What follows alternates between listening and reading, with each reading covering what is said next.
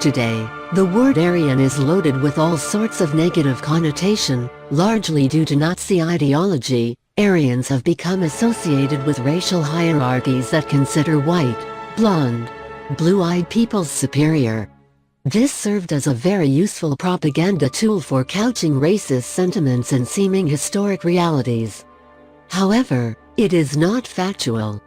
Only in the late 19th early 20th centuries did Aryan become equated with Germanic or Nordic peoples. Prior to this corruption, Aryan referred to an archaic language whose speakers are thought to have spread and influenced languages throughout the Indian subcontinent. The Real Aryans. To quickly put any Nazi suppositions to rest, the earliest known Aryans lived in prehistoric Iran.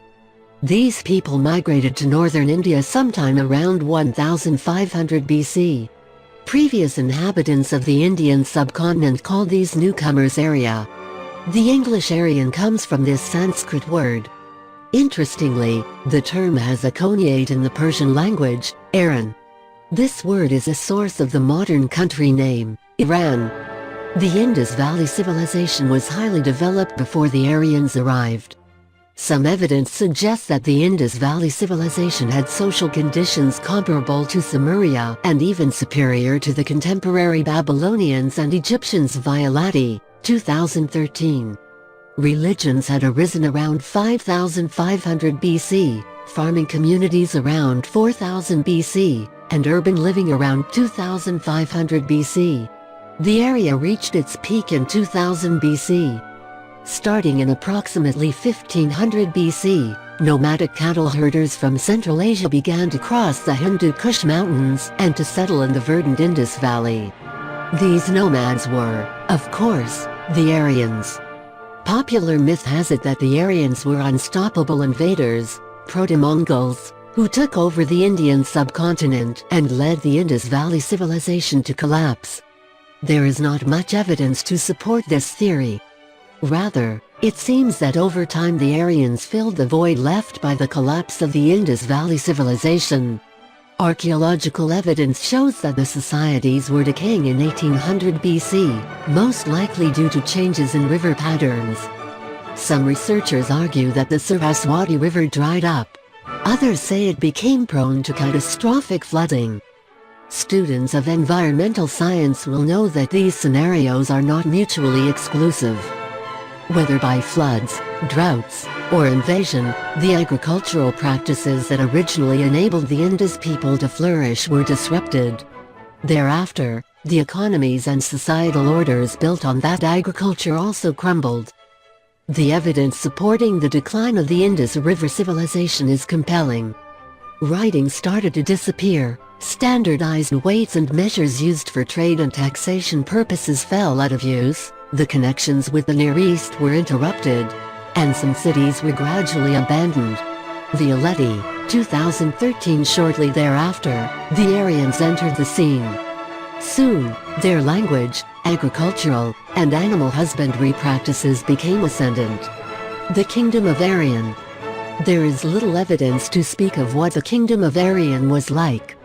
Ancient sources only reference Aryans in passing, and there is no way of knowing how accurate any of the statements are.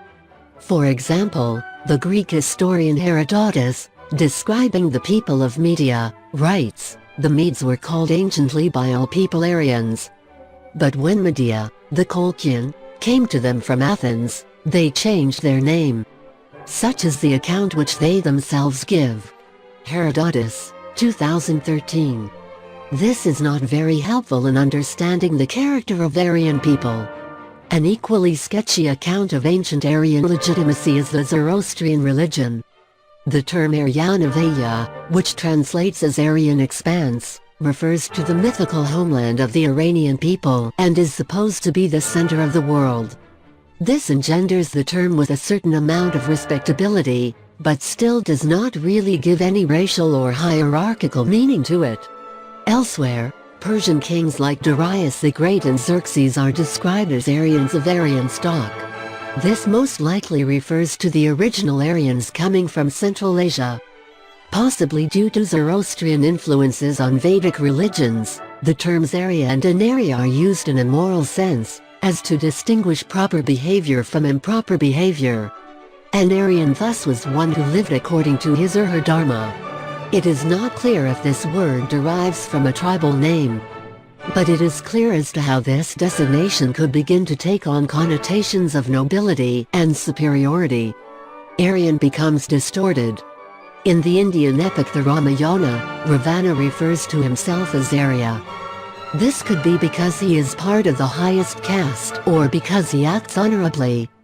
Whatever the confused linguistic legacy of Aryan may be, it is certain that by the dawn of the 20th century, Aryan had become equated with nobility and superiority. Somewhere in the mists of time, this Indo-Iranian term came to be used for Indo-European peoples. The thinking went that ancient European peoples spread out from the frigid north to conquer all of Eurasia. These ancient peoples were the Aryans. Moreover, the more ancient something was, the more legitimate and more superior it was thought to be. Thus, the Germans declare themselves the descendants of the ancient, noble Aryan race, the most superior race in the racial hierarchy, who once ruled all of Eurasia. This pseudo-science served as a propaganda for the Nazis to achieve their political ends. Please note that today, the appropriate term is Proto-Indo-European Pi languages, and it implies not that one language conquered and influenced all the others, but rather that many ancient languages in Eurasia seem to share common origins. Pi subcategories include Proto-Celtic, Proto-Baltic Slavic, Proto-Greek, and Proto-Indo-Iranian. The Indo-Aryan language can be found under this last category. Certain neo-Nazi groups still posit that the Aryan race is Germanic or Nordic, but this is not supported by any historical or archaeological evidence.